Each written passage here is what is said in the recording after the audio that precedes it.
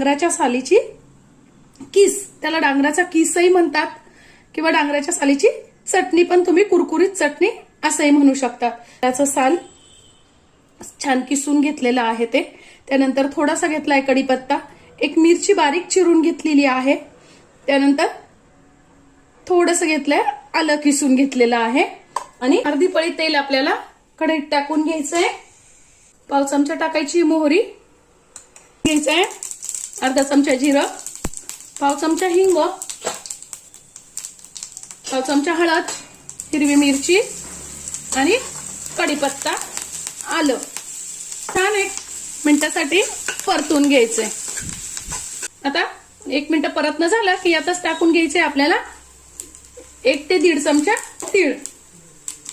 अर्धा मिनिट तीळ परतले की लगेच टाकून घ्यायचंय आपण किसून घेतलेला डांगराचा किस. टाकून घ्यायचं चवीनुसार मीठ बघा 3 ते 4 मिनिट झालेले आहेत. मस्त अशी कुरकुरीत खुसखुशीत आपली चटणी तयार आहे. अशी चटणी नक्की करून बघा, खूप सुंदर लागते. डब्याला देण्यासाठी पण तुम्ही वापर करू शकता. आजची माझी रेसिपी तुम्हाला कशी वाटली कमेंट्स मध्ये नक्की सांगा. चॅनलवर नवीन असाल तर चॅनलला सबस्क्राईब, लाईक आणि शेअर करा. धन्यवाद.